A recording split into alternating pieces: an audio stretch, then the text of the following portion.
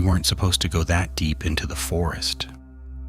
The marked trail ended sometime after noon, but none of us wanted to turn back. The deeper we walked, the quieter everything became. At first it felt peaceful. No cars, no wind, just the sound of leaves under our boots. But after a while, the silence became uncomfortable. No birds, no insects. Even the trees barely moved. It felt like the forest was holding its breath. We found the clearing just before sunset. A small, dark lake sat in the middle, surrounded by tall trees that leaned slightly inward like they were closing around the water. The surface of the lake was perfectly still, reflecting nothing. No ripples, no movement, just black. The ground was flat, perfect for tents. We didn't say it out loud, but something about the place felt wrong. Still, we stayed. We set up camp, built a fire, and tried to ignore the silence. Normally, the woods came alive at night. Insects, animals, distant sounds.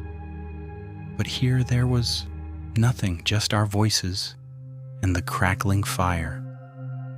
When the fire burned low, we went to sleep. I woke sometime after midnight.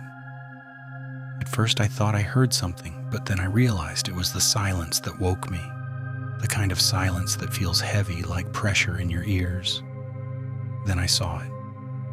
A small white light between the trees, far away, perfectly still. I stared at it for a long time. It didn't shake like a flashlight. It didn't flicker like a fire. It just hung there in the darkness. Then I blinked. The light was closer. I didn't see it move. It was just closer. I leaned forward slowly and opened the tent flap. The air outside felt colder. The light stayed still, watching. After a while, I forced myself to lie back down. The next morning, I asked if anyone else saw a light. They laughed. No one's out here. We checked anyway. No footprints, no path, nothing. Just trees in every direction. We spent the day fishing, but the lake felt wrong. The water didn't move. No insects touched the surface. Nothing disturbed it. That night, none of us wanted to admit we were uneasy. But we all stayed up longer. And just after midnight, someone whispered, "Do you see that?" The light had returned. Closer than before. We all stepped outside. No one spoke. The light flickered once, then shifted, not walking, just closer. The air suddenly felt heavy. Then the light went out. Darkness swallowed the clearing, and we heard it. Footsteps, slow, dragging, circling the tents. No one moved. The sound passed behind me, then stopped.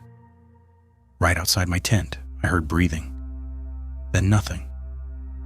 The next morning, one of us was gone, his tent empty, no footprints, no signs of struggle. Just gone. We searched for hours, nothing. We decided to leave. But we couldn't find the trail. Every direction looked the same. We walked for hours and ended up back at the clearing. The lake waited.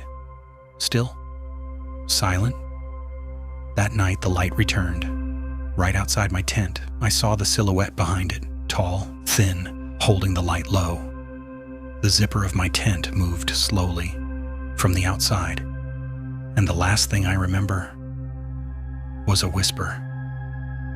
"You saw the light."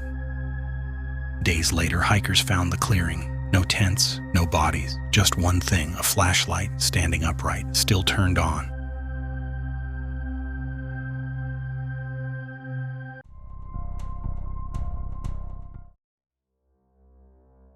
We found the story buried deep in an old hiking forum. It didn't look like much at first. No dramatic title, no photos, just a long post describing 4 friends who went camping near a lake deep in the woods. The writer described a strange light appearing at night, moving closer without sound. One of them vanished. Then the others disappeared. Days later, hikers found a flashlight standing upright in the dirt.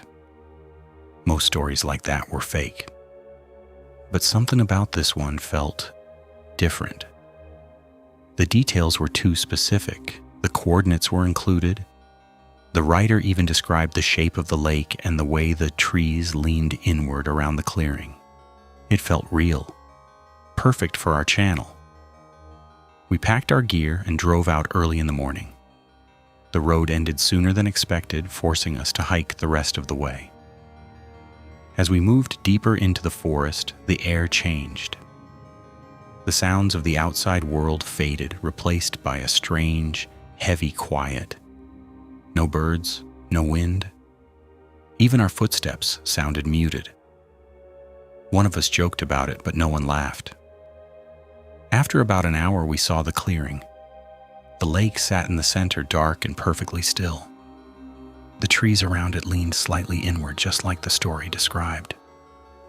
The ground was flat, untouched. It looked like no one had been there in a long time. We started filming immediately. "This is the place," one of us said quietly. The first evening went normally. We walked around the lake, set up tents, and talked about the story. We even tried to find the spot where the flashlight had supposedly been found, but the clearing looked too uniform. Nothing stood out. The silence, though, that stayed. When the sun disappeared, the clearing became dark almost instantly. The trees blocked the sky, leaving only the faint reflection of gray clouds on the surface of the lake. We went to sleep just before midnight. I woke to someone whispering my name. "There's a light." I sat up immediately. Through the thin fabric of the tent, I could see a faint glow between the trees. We stepped outside together. The light hovered in the darkness, small, white, perfectly still. My stomach tightened. It looked exactly like the story described. We grabbed the camera and started filming. One of us zoomed in, but on the screen, nothing, just darkness. We looked up. The light was closer. None of us saw it move. It had just shifted. We stayed outside watching it. After a few minutes, it flickered once, then disappeared. The clearing fell into complete darkness. That's when we heard the footsteps. Slow, dragging, moving along the edge of the clearing. We pointed our flashlights toward the sound, but the beams hit nothing but trees. The footsteps continued circling us. At one point, they passed directly behind me, close enough that I felt cold air brush my neck. Then they stopped. Silence returned. None of us slept after that. Morning came slowly. The lake looked unchanged. The clearing felt the same, but something about it seemed smaller, like the trees had shifted slightly closer. Then one of us found it, a flashlight, standing upright in the dirt, still turned on, exactly like the story. No one spoke. We all understood what it meant. We should have left. But instead we stayed. We wanted proof. That night we kept the cameras running. Just after midnight, the light appeared again, closer than before, standing just beyond the trees. This time we saw a shape behind it, tall, still, holding the light low. The figure stepped forward slightly. The beam illuminated a pale face, a man, smiling. His eyes looked tired, hollow. "You followed," he whispered. One of us stepped forward without thinking.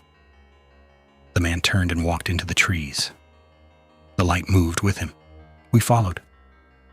The forest swallowed us quickly. The clearing disappeared behind us. The light moved deeper, always just far enough ahead. Then it stopped. The man turned. The light went out. Darkness surrounded us. We turned back. The clearing was gone, the lake gone, just trees. Then another light appeared behind us, then another and another. They surrounded us, each light held by someone standing still, watching. As our eyes adjusted, we saw their faces, pale, smiling, tired. Some of them looked familiar. One of them stepped forward and handed a flashlight to one of us, still turned on. The last footage shows us standing in a circle of lights. And behind those lights, more figures emerging from the trees, waiting, perfectly still, like they had been there a long time, watching for the next group to arrive.